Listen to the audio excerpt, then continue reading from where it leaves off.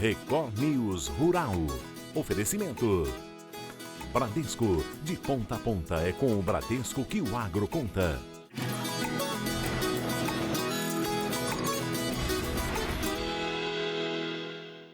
Oi, bom dia para você. O Record News Rural está no ar. Um dia depois do encerramento do G20, o presidente Lula recebeu o presidente da China, Xi Jinping, em uma visita de Estado em Brasília. Foi anunciada a exportação para a China de 4 produtos do agronegócio brasileiro: uvas frescas, gergelim, sorgo e farinha de peixe. Outros assuntos também foram discutidos no encontro: o combate à fome, a crise climática e investimentos no agronegócio. O agronegócio continua a garantir a segurança alimentar chinesa. O Brasil é, desde 2017, o maior fornecedor de alimentos para a China. Nesse contexto, a BRF deverá investir cerca de 80 milhões na aquisição de uma moderna fábrica para processamento de carnes na província de Henan, na China. A Aliança Global contra a Fome, lançada oficialmente há 2 dias, é uma das iniciativas mais importantes da presidência brasileira do G20. A China foi parceira de primeira hora nessa empreitada para devolver a dignidade aos 733 milhões de pessoas que passam fome no mundo em pleno século XXI. Sem paz, o planeta tampouco estará em condições de construir soluções para a crise climática. O interesse chinês pelo Fundo Florestas Tropicais para Sempre, proposto pelo Brasil para remunerar a preservação desses biomas, confirma que há alternativas eficazes para financiar o desenvolvimento sustentável. A cúpula do G20 lançou uma iniciativa global para a integridade da informação sobre mudanças do clima. Agora, ONU e Unesco são parceiras importantes do governo brasileiro neste desafio. Durante o G20, realizado no Rio de Janeiro, o governo brasileiro, as Nações Unidas e a Organização das Nações Unidas para a Educação, Ciência e Cultura, a Unesco, lançaram uma iniciativa para fortalecer pesquisas e medidas para combater a desinformação, que contribui para o atraso e a inviabilização de ações climáticas. As mudanças do clima estão cada vez mais acentuadas e influenciando diversos aspectos da sociedade, principalmente nas produções agropecuárias. Em discurso na cúpula, o presidente Lula disse que a iniciativa reunirá países, organizações internacionais e redes de pesquisadores para apoiar esforços conjuntos de combate à desinformação e promover ações para a COP30 no Brasil. Os países que aderirem à iniciativa contribuirão para um fundo administrado pela Unesco, com a meta de arrecadar entre 10 e 15 milhões de dólares nos próximos 36 meses. Esse valor será distribuído na forma de subsídios a organizações não governamentais para apoiar atividades na pesquisa sobre integridade da informação climática, desenvolvimento de estratégias de comunicação e realização de campanhas de conscientização pública. Quem é produtor como você já sabe, o agronegócio é enorme, vai do plantio até a mesa e da terra até a casa do brasileiro, muita coisa acontece.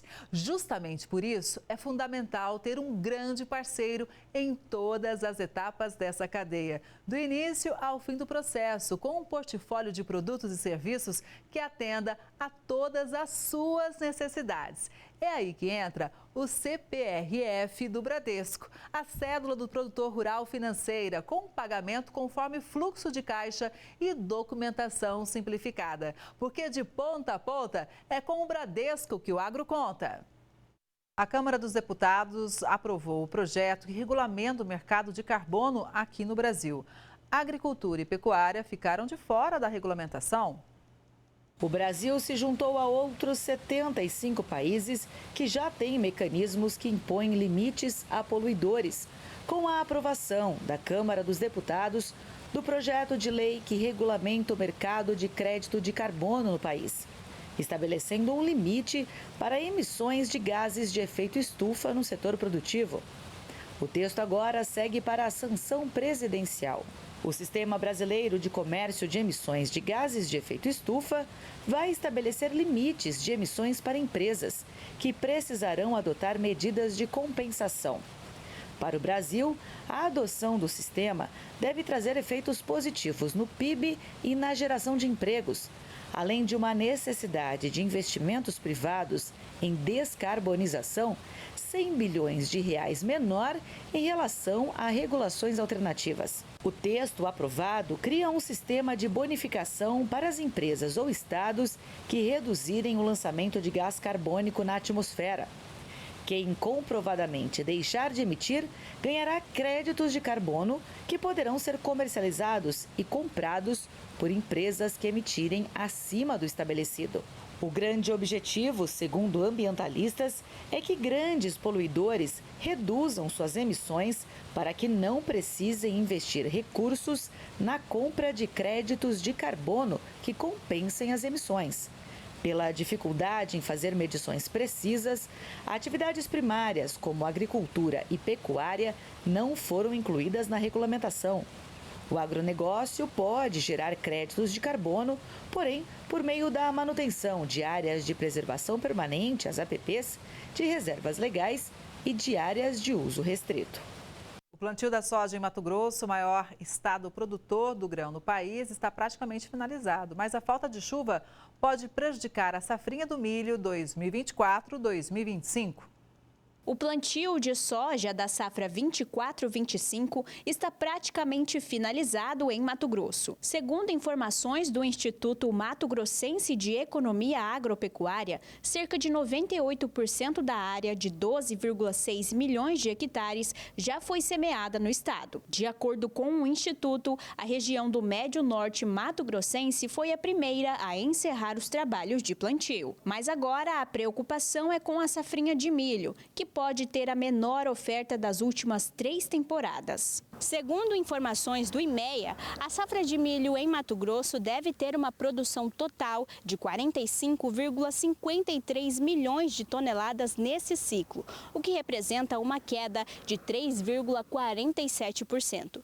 Isso porque o plantio da soja atrasou em diversas regiões do estado devido à falta de chuvas. O estado todo de Mato Grosso, na grande maioria, eu acho que as chuvas vieram em tempo certo. Mas teve algumas regiões que a gente está assim recebendo informações que de fato teve algum estresse hídrico e faltou a chuva, entendeu? E isso, em consequência disso, o que aconteceu? Atrasou o plantio. Então, certamente, esse atraso do plantio vai dar como consequência a dificuldade de uma janela boa para o plantio de segunda safra, que seria principalmente que é o carro-chefe, que é o milho, né? Uma das reclamações recorrentes dos produtores nesse ciclo foi a qualidade das sementes, que foram prejudicadas no ciclo passado, justamente devido à menor quantidade de chuvas do que o esperado. Isso já era até previsto, por conta de que o ano que passou a última safra, nós tivemos uma influência muito forte do El Niño. Então tivemos muita falta de chuva em muita região. E isso, de certa forma, afetou também as sementeiras. Mas para os agricultores que já vêm enfrentando dificuldades com a cultura do milho, a solução tem sido apostar numa segunda safra diferente, investindo em culturas como o gergelim, o qual Mato Grosso segue na liderança nacional de produção. De acordo com a Conab, no ciclo 24-25, o estado deve ser responsável por 65% das 366 mil toneladas de gergelim que serão colhidas no país, com 425 mil hectares destinados ao pequeno grão. O agricultor dificilmente vai correr o risco de repente plantar o milho e não ter certeza que ele vai ter um bom desenvolvimento da cultura e uma boa colheita. Então, de repente pode ser buscada alguma outra alternativa, né? Se fala em alguma região já, se fala no gergelim, no girassol, no sorgo, enfim, de repente algumas outras alternativas que a pessoa não deixe a terra sem descoberta e ela vai, de repente, produzir uma outra safra de uma outra cultura. Apesar de tudo, os produtores estão esperançosos. No total, 6,76 milhões de hectares serão destinados à safrinha de milho em Mato Grosso nesse ciclo. E a produtividade média do estado deve ficar em torno de 111 sacas por hectare. Se a gente, de fato, fizer uma boa safra, tiver uma boa produtividade, aí a pessoa, dentro da atividade, ela tem chance de desenvolver, de sobreviver e caminhar para frente. E o Brasil deve colher 167 milhões de toneladas de soja em 2025. A projeção é da Biov, Associação Brasileira das Indústrias de Óleos Vegetais. A produção de soja no Brasil deve continuar crescendo na próxima safra. Dados divulgados essa semana pela Associação Brasileira das Indústrias de Óleos Vegetais, a ABIOV, projetam um aumento de 9,4%, com previsão de 167 milhões e 700 mil toneladas colhidas do grão, número maior que o projetado pela Conab, de 166 milhões e 140 mil toneladas. Segundo a ABIOV, serão produzidas 11 milhões e 400 mil toneladas de óleo de soja, um incremento de 3,6%. A demanda no mercado interno também deve aumentar e chegar a 10,5 milhões de toneladas, alta de 6,1%.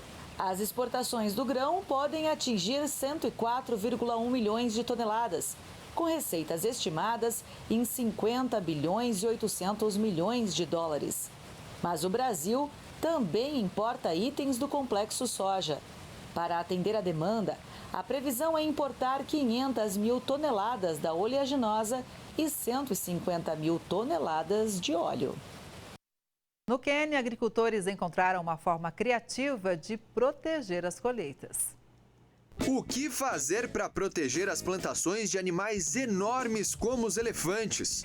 Para essa agricultora, a relação com os animais passou a ser mais tranquila desde que um sistema inovador com abelhas foi implementado. Odiávamos muito os elefantes, até termos as cercas de colmeias que nos fizeram aprender a conviver com eles. Agora estamos com boas colheitas na parte fechada da fazenda, cercada pelos insetos. Quando um elefante se aproxima e sente a presença das abelhas, eles se afastam e seguem uma rota alternativa. De acordo com o Serviço de Vida Selvagem do Quênia, o plano de proteção foi um sucesso na região do Parque Nacional de Tsavo. O resultado gerou aumento de cerca de 6 mil animais da espécie na década de 90 para 15 mil em 2021. No entanto, a população humana também cresceu e invadiu pastos e rotas de migração de rebanhos. Os confrontos por causa dessa mudança se tornaram a principal causa de mortalidade de elefantes. A instituição de caridade Save the Elephants apresentou uma solução para essa questão. Yeah, I mean, African honeybees are scary things, right? There's a reason that a 6-7 ton bull elephant. As abelhas africanas são assustadoras. Há uma razão para um elefante macho de 6 ou 7 toneladas fugir apenas com o som delas. Eu acho que as pessoas ficam surpresas como isso funciona.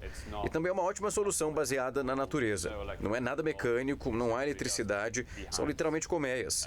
Elas apenas confundem a interação entre os dois animais. E as pessoas também apreciam a solução natural. You know? Yeah, that nature-based solution angle of it as well.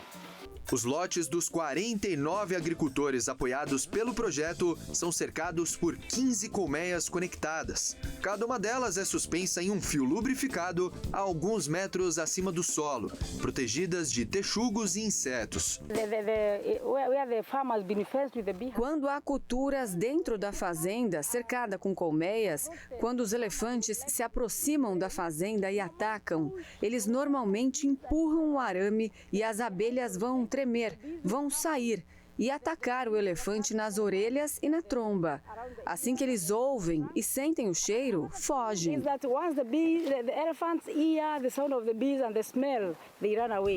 Os organizadores afirmam que o método é mais barato do que as cercas elétricas. Para fazer a segurança das colheitas, os menores levam vantagem contra os grandões. Os preços domésticos do trigo variaram menos na última semana, enquanto os internacionais caíram com força. Pesquisadores do CPEA explicam que a colheita do cereal caminha para a reta final no Brasil, mas estimativas oficiais apontam estabilidade na oferta nacional. Porém, as importações estão elevadas. Em outubro, os portos brasileiros receberam mais de 550 mil toneladas de trigo, o maior volume para o mês nos últimos 5 anos.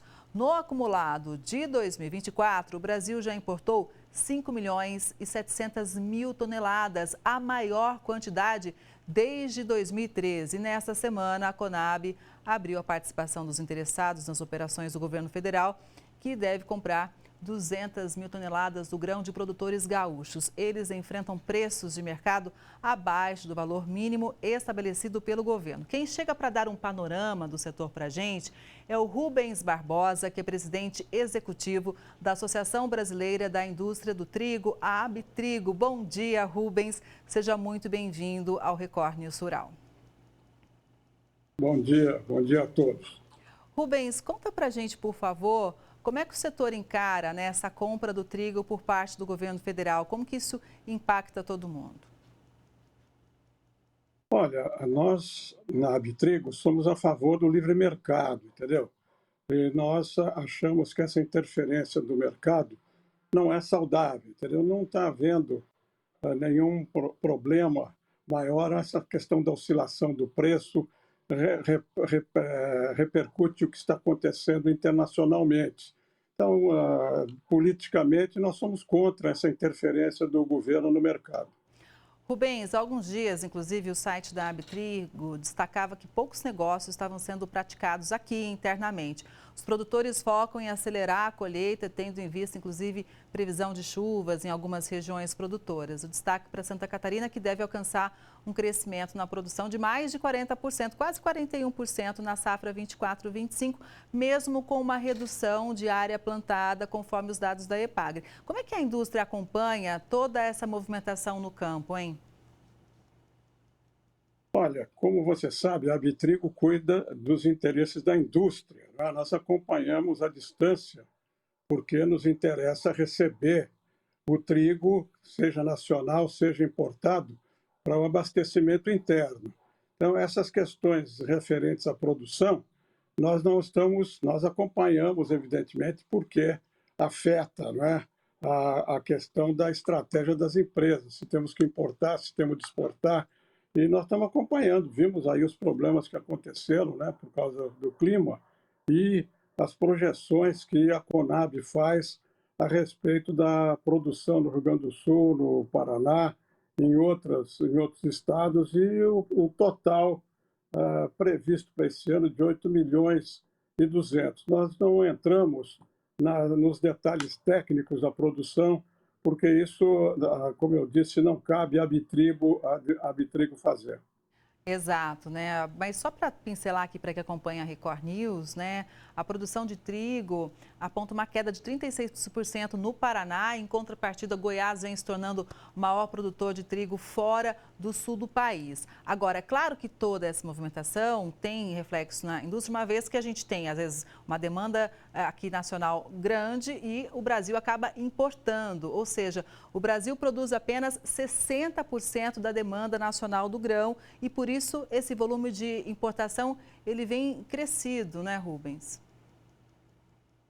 Esse ano nós tivemos uma situação excepcional, né? De julho a setembro não havia trigo nacional. Mesmo os produtores nacionais não tinham trigo para fornecer para o mercado. Por isso que você mencionou essa alta importação do trigo.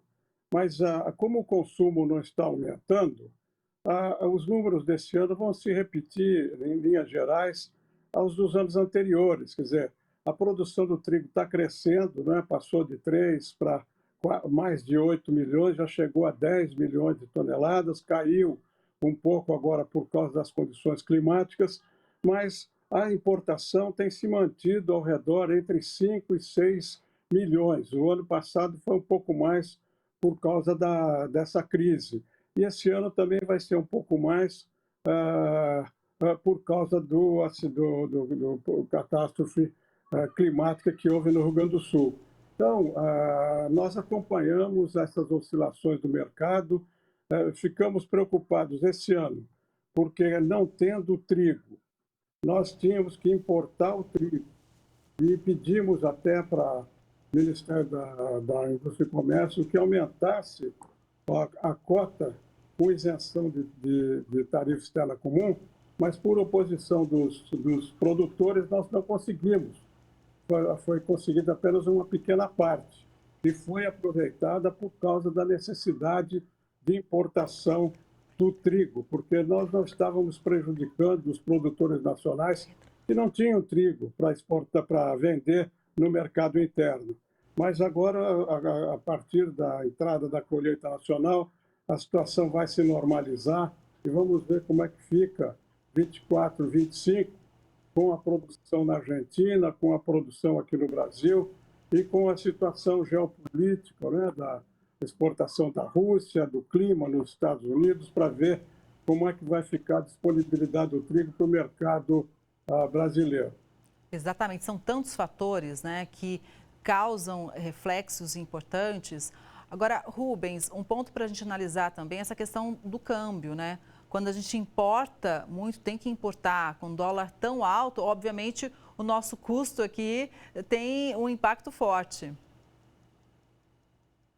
Foi por isso que nós pedimos o aumento da cota, que foi negada, né, na sua totalidade, porque nós queríamos evitar o aumento do custo interno da farinha, porque o aumento do custo do frete, o aumento do custo da importação do trigo e a desvalorização do dólar, como aconteceu em vários meses esse ano, impacta no preço final do produto. Nós estamos querendo minimizar esse custo para não ter que repassar, como nós não fizemos, para a produção da farinha e para os subprodutos, né, derivados da farinha. A preocupação do setor industrial é sempre muito grande para evitar que haja esse aumento de custo transferido para a produção, né, de massas, de pães e tal, porque nós sabemos do impacto disso sobre o consumo, sobre a cesta básica. Então, a nossa preocupação é minimizar o custo da importação. Por isso, nós acompanhamos a cotação do mercado internacional, a cotação do dólar, né, e do frete, do custo do transporte do bem. Se a gente conseguir aumentar a produção nacional, vai ser muito bom, porque a médio e longo prazo vai diminuir a necessidade de importação. Mas com essas quebras de safra, com essas oscilações internas, a gente está dependendo desses últimos 2 anos muito da importação externa. E aí entra essa variável que encarece com a tarifa externa comum, porque os países do Mercosul não tinham trigo para disponibilizar para o Brasil. E, sobretudo, o Nordeste, que é a área mais pobre, mais carente, os moinhos de lá tiveram que importar dos Estados Unidos, da Rússia, a um preço mais caro por causa da tarifa externa comum. Rubens, eu me lembro, quando estourou a guerra entre Rússia e Ucrânia, muito se falava em 2 itens. A questão dos fertilizantes, né, que a gente depende muito da importação de fertilizantes, e também em toda a imprensa a questão do preço do pãozinho. Quanto que a gente ia ser impactado em relação ao nosso trigo. De lá para cá, mais de 2 anos, né? Houve algum momento mais complicado? Como é que está esse momento atual? Isso em relação desde que a guerra entre Rússia e Ucrânia estourou. Que panorama a gente pode dar? Não houve nenhuma alteração significativa no preço que é fixado pelas empresas, né, que produzem, né, pelas panificadoras. Não houve nenhuma alteração significativa. A indústria também não repassou grande parte do custo que sofremos por causa da oscilação do mercado. A Rússia passou a ser uma exportadora para o Brasil, porque tem um preço mais barato, e nós conseguimos uma parte, né, esse ano, da redução da tarifa externa comum. Então, algumas empresas se beneficiaram disso e importaram trigo da Rússia é um preço mais barato. Com relação aos fertilizantes, nós reduzimos o consumo aqui interno por uma série de medidas dos produtores e começamos a diversificar também, começamos a importar de outras fontes, né, da Europa, do Canadá, e não houve maior problema também de abastecimento por causa da limitação eventual de fertilizantes que poderia ocorrer depois da guerra. Rubens, hoje as nossas indústrias, elas têm como principal mercado o abastecimento interno, mas eu gostaria da sua avaliação também a questão da nossa exportação. Como é que está nesse quesito, né? Como é que a gente foca também no mercado internacional? Olha, o Brasil era um exportador, era e é um exportador marginal, né, de trigo. Até 3, 4 anos atrás, a gente exportava trigo de má qualidade. Agora, com a melhora da qualidade no Paraná, no Rio Grande do Sul, nós estamos começando a exportar trigos de qualidade também. Então, nós chegamos a exportar mais de 3,5 milhões de toneladas de trigo. Este ano, pelas projeções que eu vejo, nós vamos exportar talvez um pouco menos de 3 milhões, mas o potencial é muito grande. Com o aumento da produção, a diversificação dos estados e essa projeção que a Embrapa está fazendo, que até o final da década a gente vai ter uma produção bastante significativa, eu acho que há um potencial para o Brasil aumentar gradualmente a sua exportação. Nunca vai ser um grande exportador, pelo menos no futuro previsível, mas vai passar a ser um exportador confiável e de trigo de boa qualidade. Exatamente. Eu acho importante a gente reforçar, né, também como as nossas indústrias são fundamentais. Como você mencionou, existe toda aí uma tentativa de negociação, pensando também lá na ponta, ou seja, no consumidor final. Evidentemente, nós estamos pensando nisso, né? Agora, também um outro fator que a gente deve levar em conta é que aqui no Brasil a produção está aumentando, mas também o uso do trigo está se diversificando.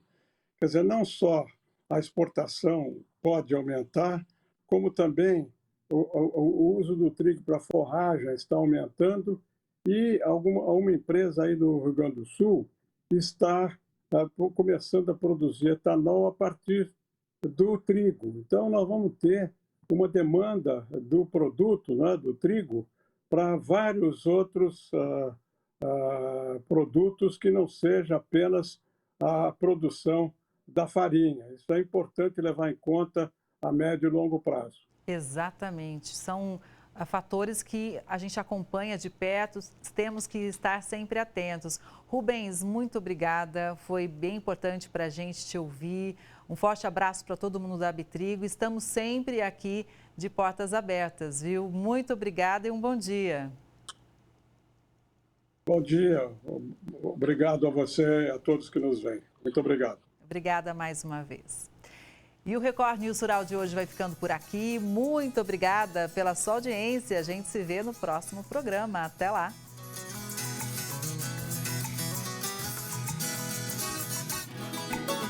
Record News Rural.